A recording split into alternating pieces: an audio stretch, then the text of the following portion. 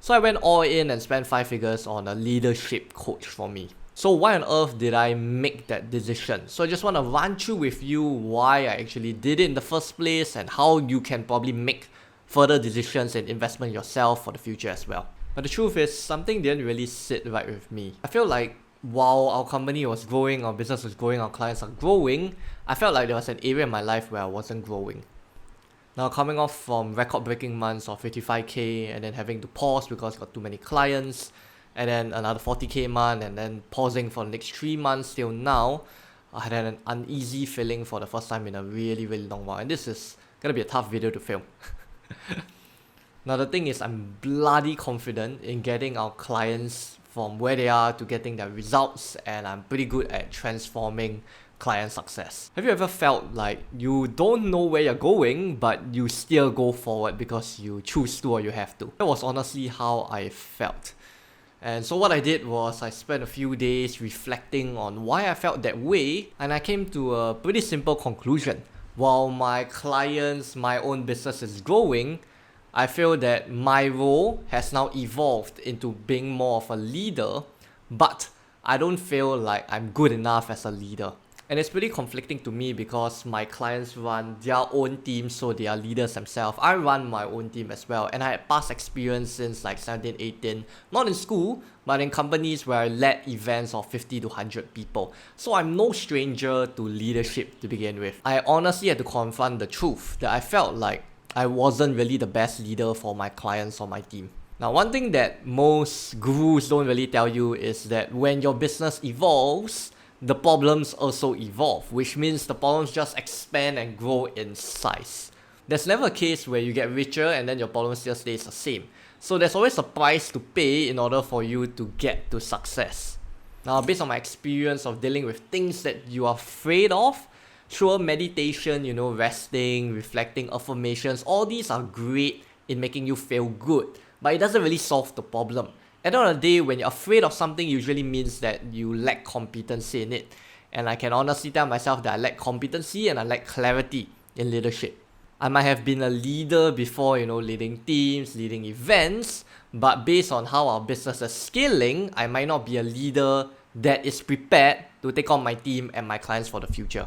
And for me, the best way to really transform who you're going to become and the skills that you need to have is really to have a coach and mentor that has already been there and done that. I think this is a decision that my clients and team will love because now they're able to tap into more lessons and experiences that I've paid for my mentor.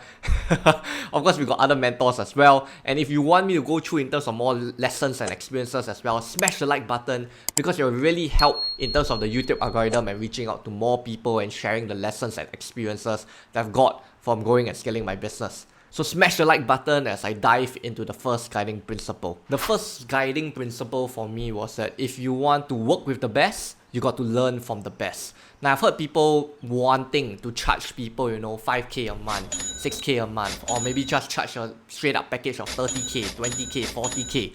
But the problem is that if they haven't paid a package along that sizable amount, usually they will never be able to charge that amount. One very simple reason, you have not experienced it before and you have not paid the price for it before for you to run it at the same level that you want to. So you can only go about charging as much as you are willing to spend.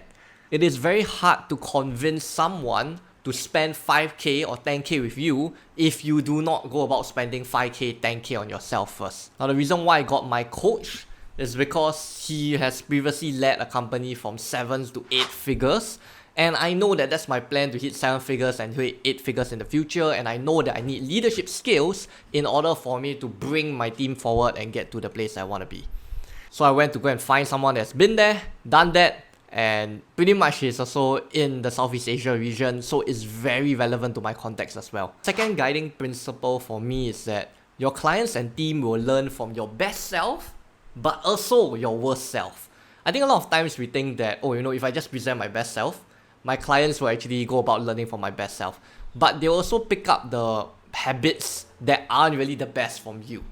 Okay, let me give you an example of mine. So I was someone previously who didn't really like to pay attention to the details. Now, my clients will know me for being extremely picky with attention to the details. But the truth is, like 2 years back, I'm not someone that was attentive to the details at all. And because I wasn't paying attention to the details, what happens is then my team doesn't really pay attention to the small details as well.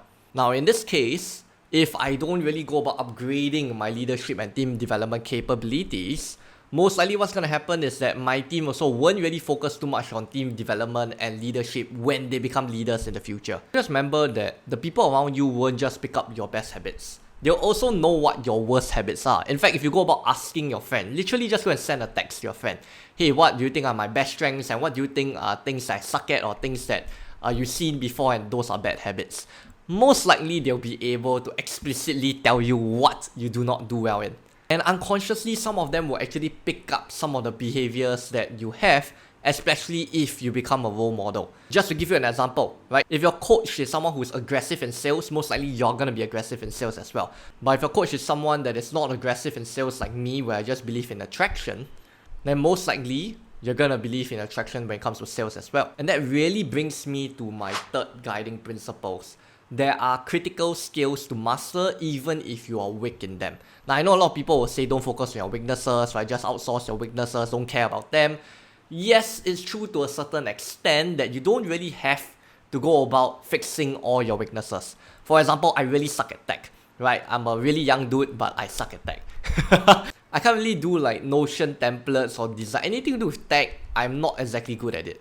But you have to understand that there are incompetencies that you can forego and forget because you really can just outsource. For example, in my case, tech.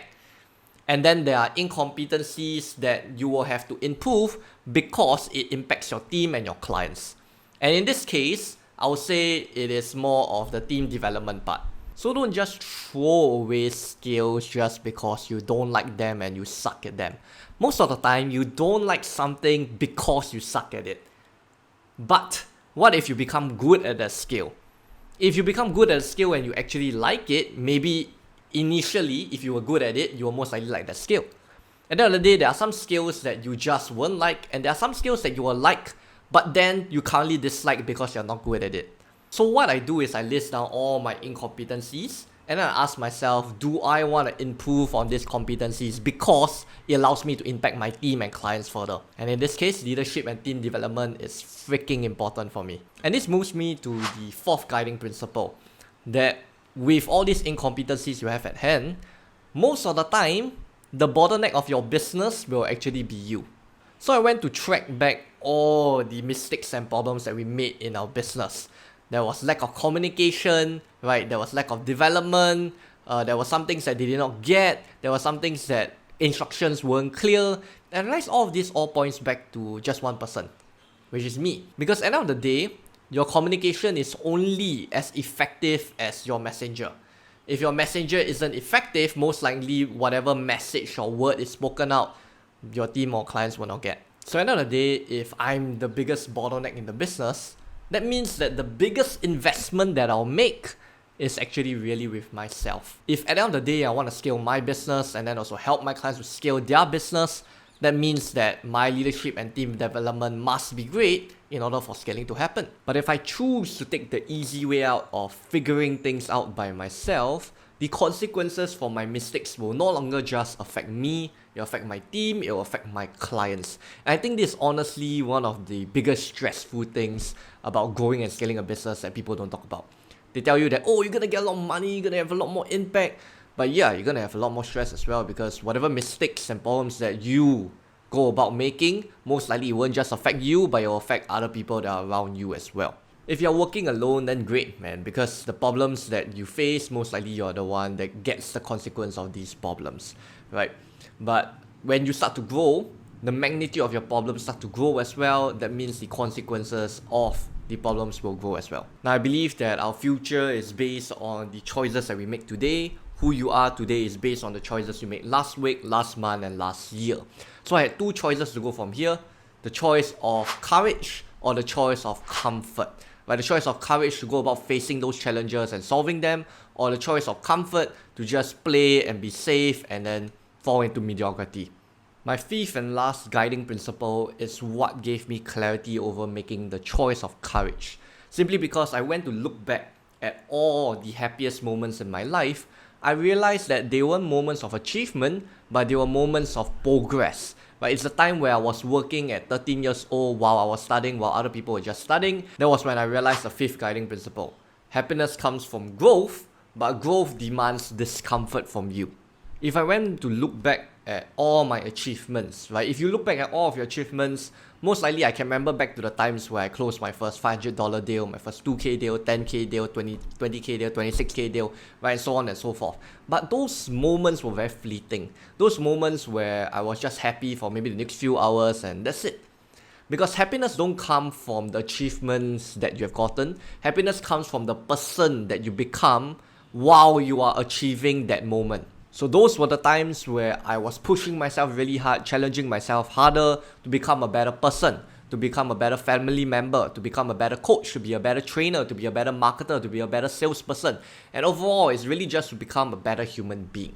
Those were the most fulfilling moments, or I'll say progress, that I made in my life. If you really think back on your life, you'll start to realize that challenges are what gives meaning in your life. If you think about it, your life is probably exciting, your life is probably meaningful or fun because you have gone through so and so challenges that were really, really tough, but you're glad that you made it through. The most memorable moments for you is not the ones where you achieve the most, but the ones where you go through most of the dirt and went from hell and back just to get to where you are. So always remember, you have to go through shit in order to be happy. It's the same way that you have to go through shit in order to be great. You realize the things that you're great at doing is what you are naturally happy with. And things that you don't do so well, obviously you won't be happy with it. So in order to be great, you gotta go through shit. And if you go through shit, you're gonna be happy being great as well. So my mantra is very simple. If you're going through shit at the moment, you're in the process of greatness.